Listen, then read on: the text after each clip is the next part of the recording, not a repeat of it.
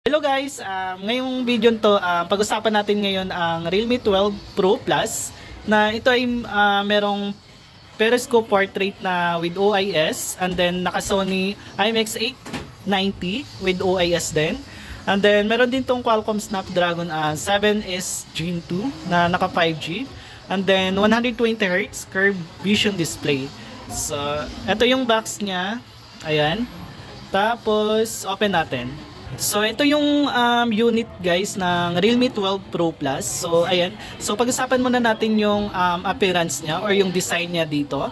So ito yung sa likod niya, meron siyang naka premium vegan leather, and then meron din siyang circle dito for inspired by sa luxury na watch or tinatawag na yung sa Rolex na watch. Ayan. Ito yung inspired niya. And then meron siyang 3D Jubilee na meron siyang parang zipper dito or bracelet. Ayan, bracelet pala yan. Ayan. And then meron siyang triple camera. So shadow lang po yung or illusion lang po yung pinaka isang camera, pero tatlo lang po yung pinaka main camera niya. And then flashlight. Ito naman yung pinaka zoom in ng up to 120 times super zoom. And then meron siyang pinaka main camera niya is 50 megapixel na naka Sony IMX na 890, and then meron din siya ditong 0.6, and then yung 64 megapixel na periscope portrait camera, ayan, meron yan dyan. And then sa harap naman meron tayong 32 megapixel din yung pinaka front facing camera. Ito yung pinaka display niya, naka curve po siya, and then 120Hz yung pinaka refresh rate niya. And then ayan, ito yung processor naman nito is naka Qualcomm Snapdragon 7S Gen 2. Bukod niyan is meron tong 12GB RAM plus 12 na RAM expansion or dynamic RAM expansion with a total of 24GB RAM, and then yung up to 512 yung pinaka-internal storage nito. And then meron tong tinatawag na 3D VCR calling system nito para hindi agad-agad umiinit yung pinaka unit na pag lalo na kung naglalaro kayo dito sa Realme 9 Pro Plus. And then supported din to for 5000 mAh massive battery, and then meron tong up to 67 watts super book charge within 19 minutes lang, 0 to 50% na agad sa pinaka battery percent na. Kaya mas ma-enjoy nyo lalo na kung naglalaro kayo all day or yung mga online gamings, mas matagal natin magamit kasi dahil sa kanyang 5000 mAh massive battery. And then yung UI pala nito is meron tong 5.0 based on 114 inside the box. Ayun, 114 na siya, and then naka dual speaker na din or high-res dual speaker. Ayan, naka Dolby Atmos na din siya na makapag-enjoy kayo or makapag kinikin ng music na mas maganda yung quality at saka excellent yung mga sounds nito, and then clarity and details lalo na kung nag-node kayo ng movies or listening music. Ayan. So, ito yung meron tayong tinatawag dito na X-axis linear motor na mas maganda yung vibration niya lalo na kung kayo nag-games kayo, mas maganda yung pinaka-vibration dito sa pinaka-unit natin dito. And then, bukod nun, ayan na yung mga other niya. Support din pala to for IP65 water resistance. So, hindi siya basta-basta mapasukan ng tubig dito. And then, meron pala tong dalawang kulay. Meron siyang submarine blue. Ito yung submarine blue. And then, ito naman yung navigator beige. Ayan.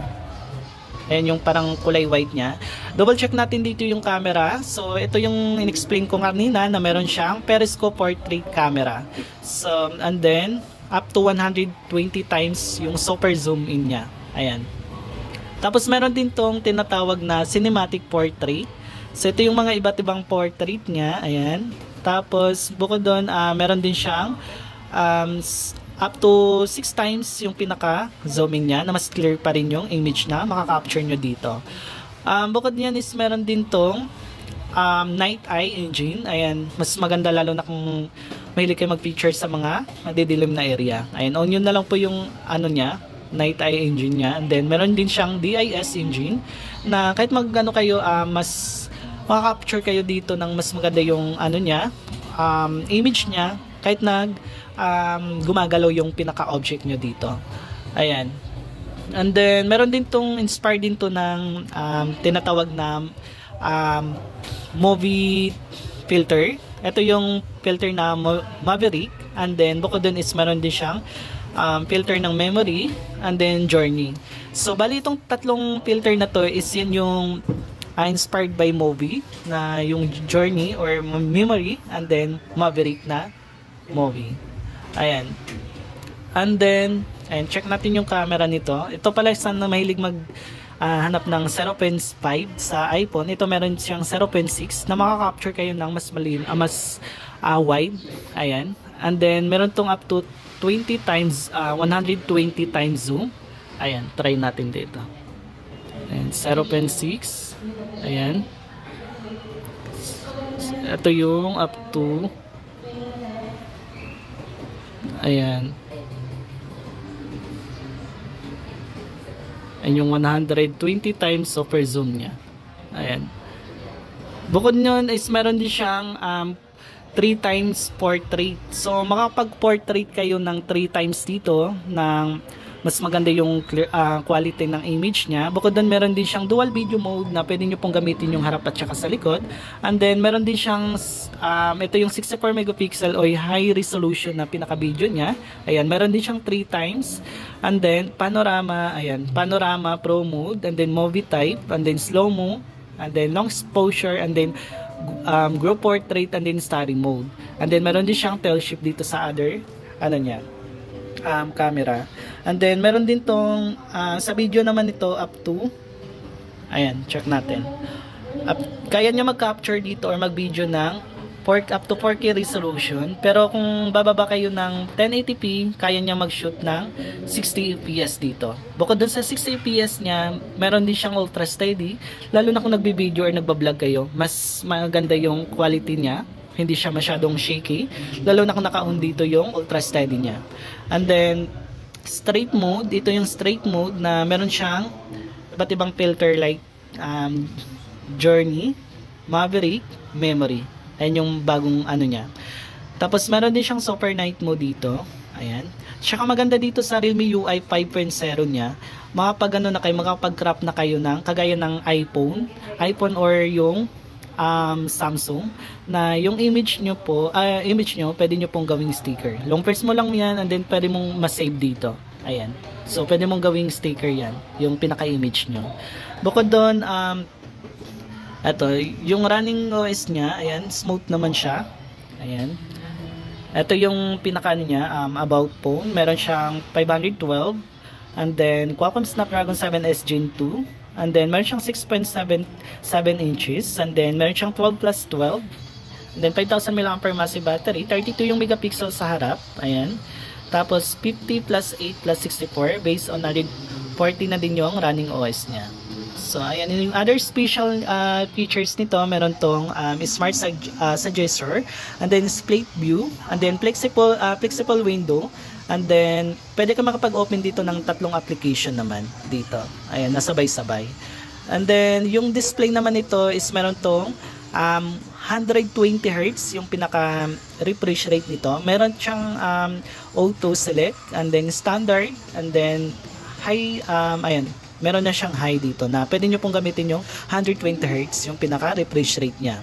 Bukod doon sa screen resolution nyo, meron tayong 3 option dito. Meron siyang baby, and then natural, and then pro modes. Na sa pro mode, nakikita natin dito yung cinematic, and then brilliant. So lagay lang natin sa standard, and then ayan, meron siyang warm, default, and then cold.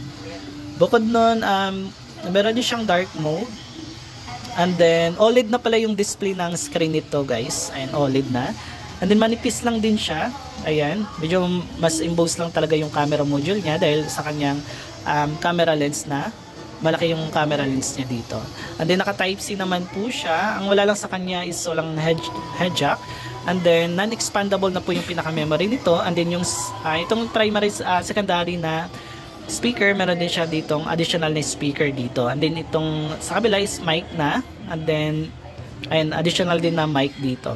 So, in display na po yung pinaka-fingerprint nito. Ayan, naka-curve na din siya. So, ang price nito, guys, bale, yung price naman nito, meron tong one variant lang, 25,999. So, zero interest to pagdating sa mga installment, lalo na kung maghilig kayo for installment, zero interest naman siya. So, ayun lang, guys.